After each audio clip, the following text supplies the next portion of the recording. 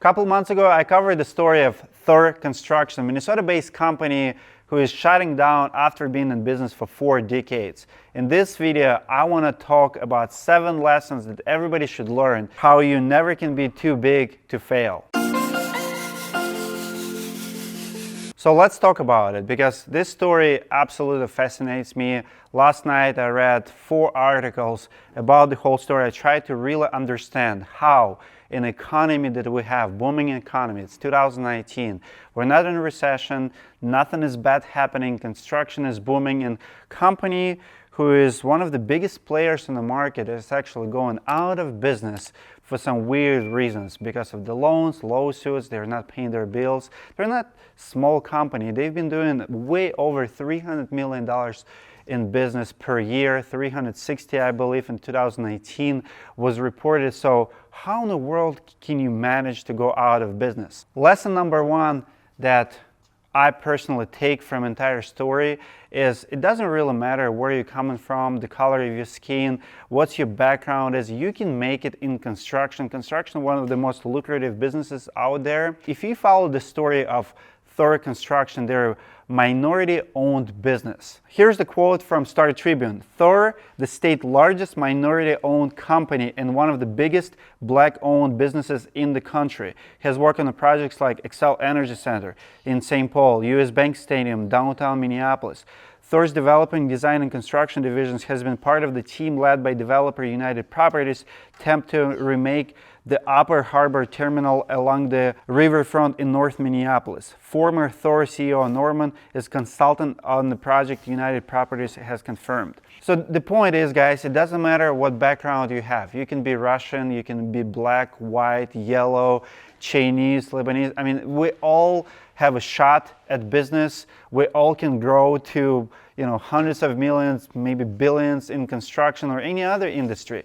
I see people all the time who comes to my classes and they often say, well, my English is not good, or women would say, like, people don't take women serious in this business. And guys, I'm a Russian, and if you would only know what I have dealt with, one of the first clients that I have, and I was working for general contractor, we were finishing basement for this lady, and she told me, Dmitry, when I grew up, my dad was scaring me with Russians.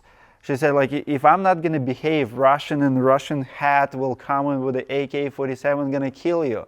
I mean, welcome to my world. If you think you have it bad and I have it good just because, I don't know, like I'm white guy or whatever, I'm also immigrant.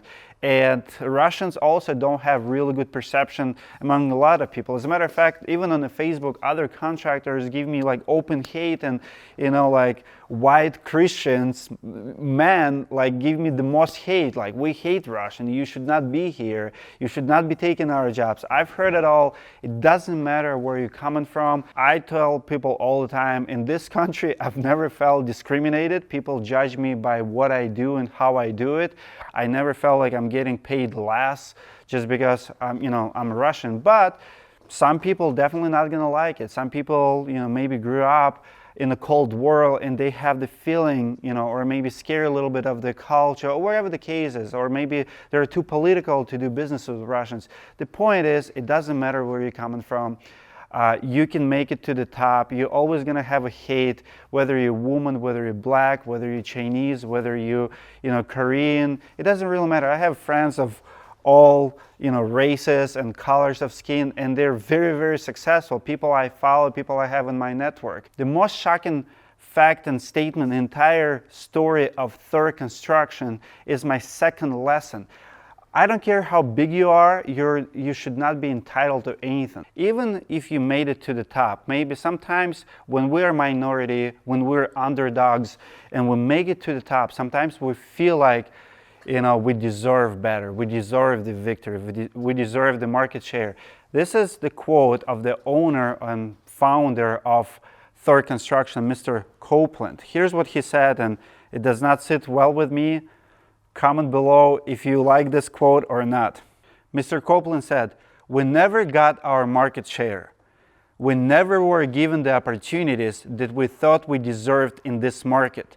The volume was never there, even in our construction business. And then we had a bad job." Are you freaking kidding me? You've never been given opportunities that you thought you deserve in this market? What made you, Mr. Copeland, believe that you deserve the opportunity? The problem with that company, I don't believe it's because they were not given opportunities. They were working on projects like Target. I mean, are you freaking kidding me? You deserve something better than this? You were doing 300 million plus in revenue. The year before you collapsed, you opened $36 million headquarters for your business. Maybe you mismanaged money, maybe problems somewhere else, but I'm telling you, you were not deserved. Market will tell you what you deserve. I don't care if you're minority, if you're majority, if you're underdog, if you inherited something, nobody owns you anything, and you have to work hard for everything. Market will set the rules, market will award you for your efforts, but it also will punish you for your negligence, for your mismanaging, mistakes in business that you make. I'm just saying, entitlement also kills, attitude kills, and this is what I think happened in this business. Lesson number 3, this lesson goes to all the contractors out there. You have to pay your bill. What finally shut down Thor companies is this. Again, like I read 4 or 5 articles about it. Pretty much they have a big loan and they were not paying their bills. So Target stepped in and started paying their contractors. There's a lot of liens being filed, and a lot of contractors think that they can get away almost with anything. They can get away with not paying bills, not paying subs, because they're so big and so important. Well, if you don't take care of your bills and your liabilities, sooner or later somebody's going to come in and shut you down. Sunrise Banks asked a Hennepin County judge in January to appoint a receiver to assume control of Thor and order the company to pay more than $3 million. The bank alleges that it's owed for a loan. In the suit, Sunrise alleged that Thor is not paying its debts, including payroll obligation to its employees, which Copeland denies. Of course they do. But if you read the story, there's a lot of subcontractors who were not getting paid. As a matter of fact, Target stepped in and paid them direct above the cost they've been quoted. Again, Target has deep pockets. So imagine this. If you're the contractor, you sign up for the job, and at the end of the job, you miscalculated, you don't have money to pay, and you come to the homeowner and say, I'm sorry, I'm walking out. I can't really help you no more. And homeowner knows that it's going to cost more and pays directly to sub. Don't have to, but to save the face, to finish the job, they do it. That's what Target did. Target stepped in and pretty much paid Thor Construction money to subs to finish the jobs. But some companies were less fortunate. Some companies, some of their clients ended up getting leads from subs and stuff like that. So lesson number 3, always pay your debt. Always pay your bills. Don't run forever, because sooner or later it's going to catch you. Lesson number 4, big numbers don't mean big profits. I've seen more stories like this than I've seen companies who are very small to go out of business. If you're doing 100 million, 200, 360, it doesn't mean that you're recession proof. As a matter of fact, probably opposite. It doesn't mean that you're even profitable. A lot of times you're running Ponzi scheme, and sooner or later you might get up in the news, because sooner or later it will get exposed. And the biggest thing that we have is our name. Don't ruin your name by exploding and just thinking because you got so big, nobody gonna come after you. As a matter of fact, watch American Greed, watch biggest scandals in the United States. That's exactly the thinking behind those scammers, the famous scammers. Because when you're so big, you think you're untouchable. Just because you can get away with stealing $1 billion doesn't mean that nobody's gonna catch you. Sooner or later, you will run out of money. And that's what happens with a lot of big companies like Thor Construction. You can run on somebody else's money only for so long. We all have to learn from stories like this, that chasing big numbers just for the sake of big numbers, it's not the smartest business decision. Sometimes it's easier and more profitable, and you'll sleep better at night by staying small than chasing big numbers. Lesson number 5 that just screams at us from the story is cash is king. I mean, right before all of this came out, they spent $36 million on the headquarters. Are you kidding me? $36 million on the office? I mean, what are you thinking? I mean, you don't see your numbers, and in fairness, it was deal with the Hennepin County, so with the government, but they spent $12 million of their company in that office. Do you really need $36 million or $12 million to invest in your future office, your headquarters?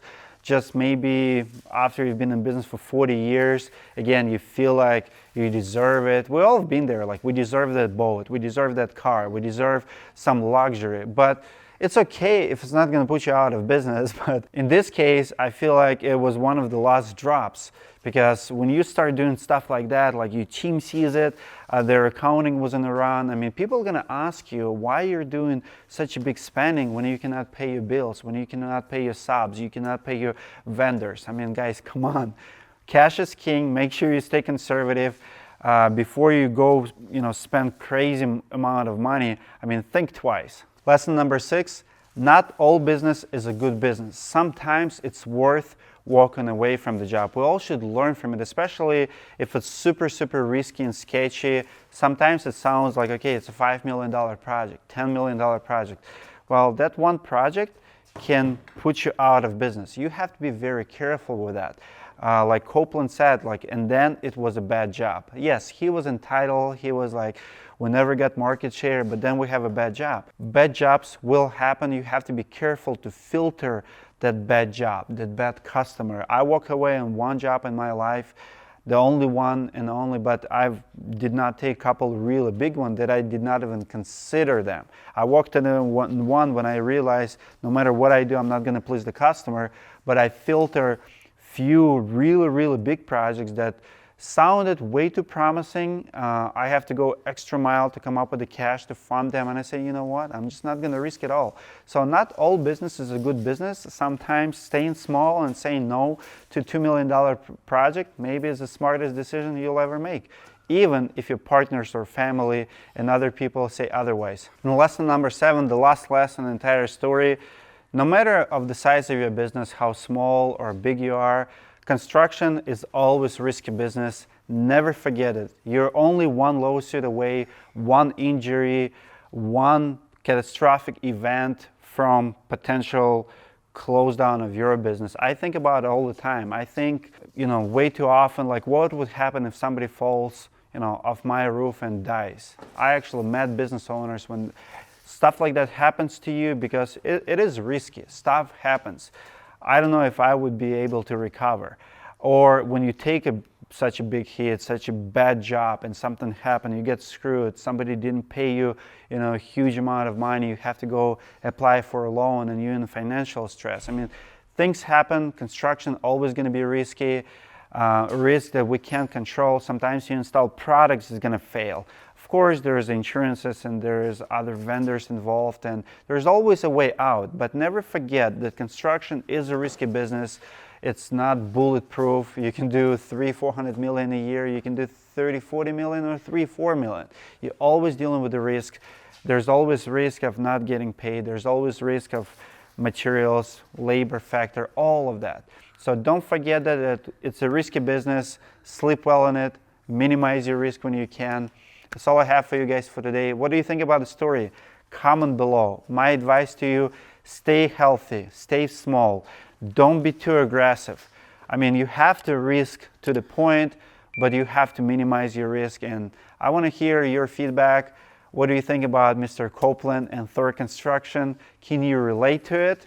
Comment below, give me one of those. If you like my content, I'll see you guys in the next video.